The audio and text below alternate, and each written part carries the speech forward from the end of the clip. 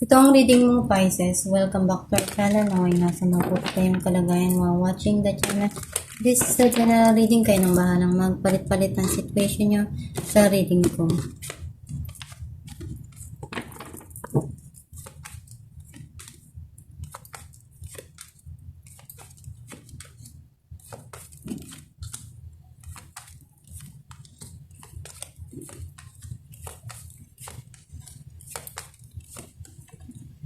At the bottom of the deck, 9 of Wands. I feel like yung energy mo, nasa-sense ko na may mga bagay dito na tinitingnan mo na nangyari sa buhay mo na kailangan na bigyan ng distansya, bigyan ng wall para hindi masaktan. Though kahit pagod na pagod ka na, tumatayo ka pa rin para gawin yung makakaya mo dun sa mga nangyayari sa buhay mo. And ang mensahe ng card mo, may paparating dito eh. Something here na pwedeng nagsimula na or may mga natutunan ka na nangyari sa buhay mo, na experience mo, either good man yan or hindi, na malaking naging parte nun sa grow mo, sa maturity mo. Feeling mo pagod ka na, kaya kailangan na talaga na tapusin. Bigyan ng ending doon sa situation na yun.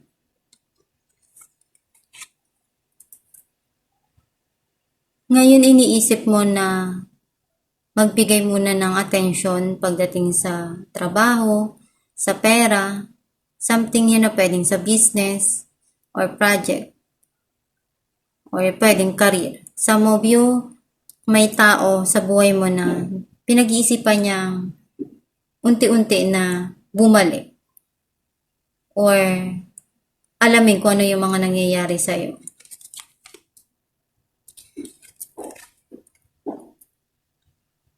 Nakikita ko na andun yung desisyon na kailangan mong gawin. Desisyon na itama, ayusin yung mga sitwasyon.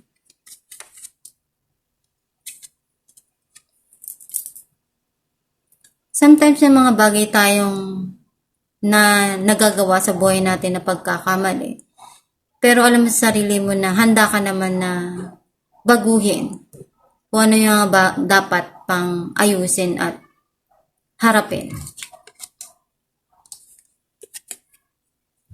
Itong tao na to, gagawin niya lahat ng makakaya niya pagdating dun sa pangarap niya. Pagdating dun sa mga bagay na magbibigay ng saya para sa puso niya.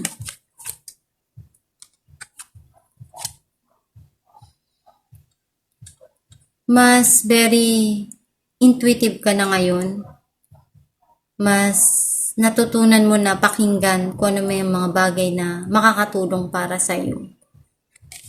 Or some of you, pwedeng you're keeping something here para sa sarili mo. Pwedeng nagsisikreto ka na. Kasi sometimes you feel sad here. Nakikita ko na may mga bagay na gumugulo sa isipan mo na nagpapalungkot para sa iyo. Clarify natin the Chariot, 10 of Wands and 4 of Wands.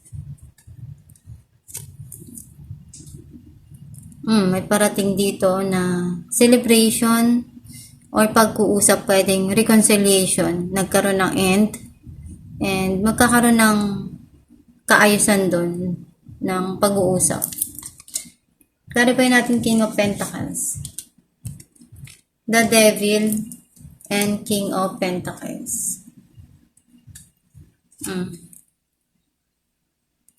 Pagdating sa pera, yun yung pinaka iniisip mong mahalaga para sa'yo. Kasi alam mo sa sarili mo na kailangan ng bigyan ng attention yun eh. Pwedeng trabaho, career, something here na involve yung pera. Clarify natin the Fool, Nine of Wands and Strength.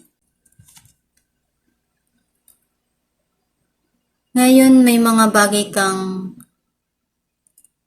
na-overcome. Mas naging matatag ka, nagpatatag sa'yo yung mga pagsubok na dumating sa buhay mo.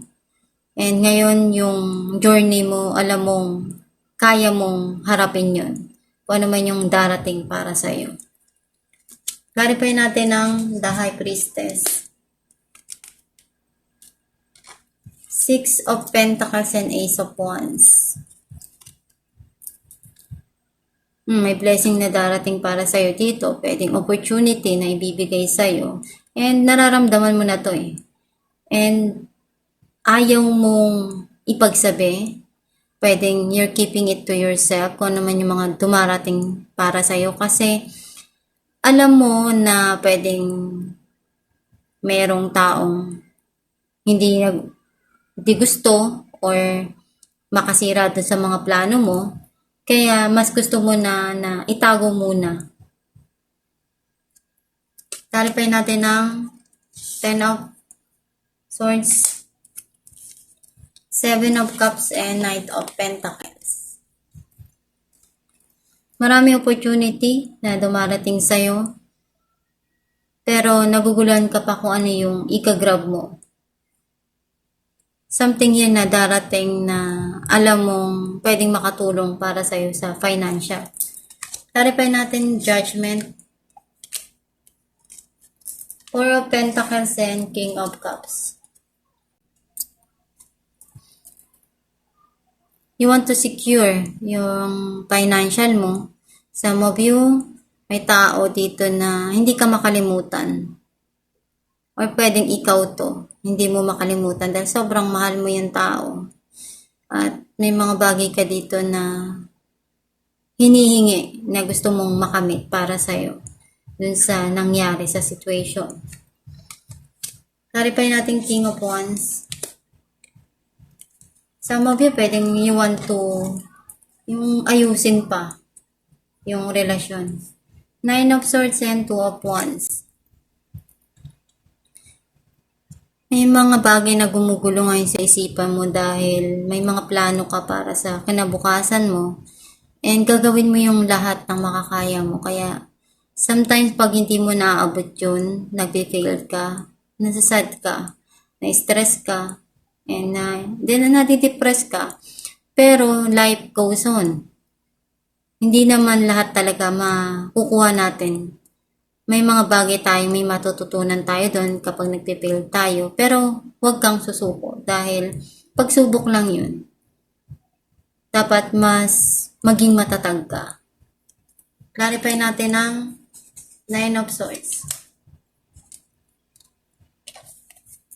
Queen of Wands, and Nine of Cups. Nakikita ko na may gusto dito na may gusto ka na makakamit mo din. Kasi nakikita ko na hanap mo sa sarili mo kung ano yung mga bagay na alam mong makakatulong para sa'yo. And very passionate kapag na iisip mo yung desire na talagang gusto mo. Nagiging okay para sa'yo lahat. Alam natin kung ano mensahe ng yung gabay.